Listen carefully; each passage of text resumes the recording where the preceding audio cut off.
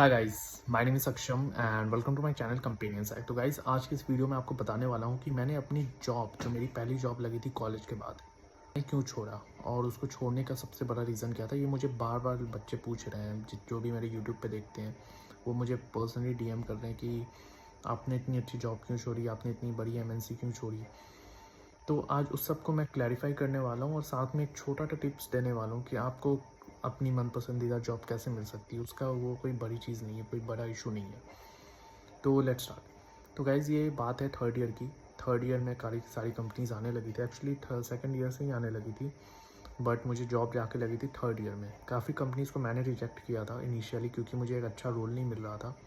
और क्योंकि मैं बीकॉम ऑनर्स स्टूडेंट हूँ कॉमर्स का, तो मुझे ऑफ कोर्स कोडिंग या इन सब जगहों पे मिलने से रहा नहीं। तो मैं as an operating analyst, development analyst या कोई भी ऐसी एनालिस्ट की रोल ढूंढ रहा था जहाँ पे मैं एक अच्छा नॉलेज गेन कर सकूँ, एक अच्छा एक्सपीरियंस मिल सके। तो ये मेरा कुछ प्लान था। तो ये प्लान कुछ हद तक, काफ़ी हद तक अच्छा भी हुआ। मैं अपने कॉलेज में सेकंड हाईएस्ट पैकेज लेके निकला था। मेरे काफ़ी दोस्त भी उस कंपनी में आए थे और सबसे फर्स्ट हाईएस्ट था, वो अराउंड 6 लाख पर एनम था। And it was actually norm based था, जिसमें हमें एक पर्टिकुलर मंथ ऑफ टाइम के लिए ही काम कर सकते थे, उसके बाद हम काम नहीं कर सकते थे। और बहुत ही रेयर होता है कि वो डेट एक्सटेंड होता है।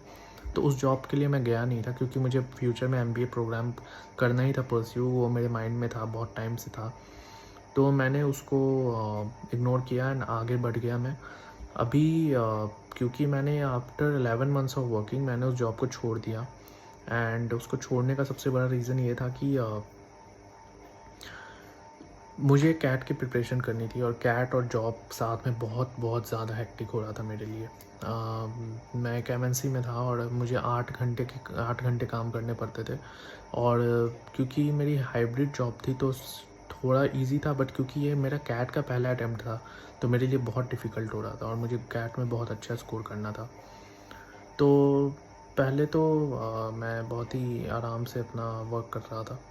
जैसे जैसे टाइम गया, जैसे जैसे डे मतलब अगले महीना आते गया, तो अराउंड अप्रैल को मैं थोड़ा सीरियस हुआ कैट को लेके बहुत ज़्यादा। और मुझे रियलाइज़ हो गया कि फुल पोटेंशियल अगर अचीव करनी मुझे कैट पे, तो मुझे जॉब छोड़ना पड़ा। तो आफ्टर वर्किंग फॉर 11 मंथ्स मैंने उस जॉब को छोड़ दिया। और CAT was the biggest reason why I had left the job. बाकी job was great, operating analyst, 8 days of work in office, बाकी टाइम घर पे। I was getting good everything like. हाँ, थोड़ी सैलरी कम थी, तो इसीलिए मुझे एमबीए करना था। सैलरी क्योंकि बीकॉम ग्रेजुएट था मैं, तो ऑफ कोर्स मैं 10 लाख 12 लाख की पैकेज एक्सपेक्ट नहीं कर सकता हूँ ऑफ फ्रॉम इंद्रप्रस्थ यूनिवर्सिटी। तो मुझे अराउंड 5 लाख का पैकेज लगा था। And I was quite satisfied, क्योंकि ये पहली जॉब थी और इतने पैसे मुझे कभी पॉकेट मनी पे भी नहीं आते थे। तो पहले बार खुद से कमा रहा था, काफ़ी अर्न कर रहा था। And things were going well, but the thing was the issue was the CAT preparation. मुझे कैट के लिए भी पढ़ाई करनी थी काफ़ी ज़्यादा। तो यही बिगेस्ट रीज़न था। अब मैं आपको बता देता हूँ कि मुझे वो जॉब मिला कैसे था। भाई देखो, अगर आप कॉलेज में अच्छा स्कोर कर रहे हो, मेरा जैसे 88.1 CGPA था कॉलेज में, तो मैंने कॉलेज में तो बहुत अच्छा किया था। बट इसलिए शायद से कंपनी को काफ़ी रिक्रूटमेंट में मुझे इजी हो रहा था, क्योंकि एक उन्हें लग रहा होगा कि मैं काफ़ी ब्राइट स्टूडेंट हूँ। बट अपार्ट फ्रॉम दिस, अगर आपको भी अगर ऐसा कुछ करना है तो आपको कॉलेज में एटलीस्ट 8 CGPA लाना पड़ेगा। एंड अच्छे अच्छे कंपनी में जाना है तो। एंड साथ में आपको नहीं तो बहुत क्वेश्चन आ रहे होंगे यार इंटरव्यू में ना। मेरे दोस्तों के साथ होता था कि उनके बहुत कम CGPA थे, तो उनसे बहुत ही क्वेश्चंस पूछे जाते थे कि आपने क्या किया, नहीं किया, या तो एक्स्ट्रा करिकुलर कुछ करो ऐसा कि दिखा पाओ कि हाँ चलो मैंने पढ़ाई के अलावा कुछ किया है अचीव। तो कॉलेज में अच्छा स्कोर करो।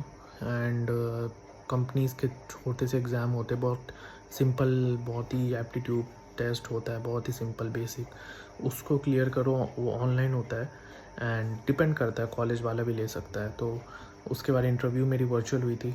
तो बस यही था, मैंने ऐसे ही क्लियर किया। कंपनी के बारे में थोड़ा पढ़ के जाना, इंटरव्यू के टाइम हिस्ट्री क्या है कंपनी की, कंपनी कब स्टार्ट हुई, उसको लगना चाहिए सामने वाले इंटरव्यूअर को कि आप इंटरेस्टेड हो, सच में जाने के लिए इंटरेस्ट हो, ऐसा नहीं है कि सिर्फ पैसे के चक्कर में जा रहे हो। तो थोड़ा बेसिक करके जाना, हिस्ट्री पढ़ के जाना, सो शॉर्ट है। फिर उसके बाद आपको कोई इशू की दिक्कत नहीं है।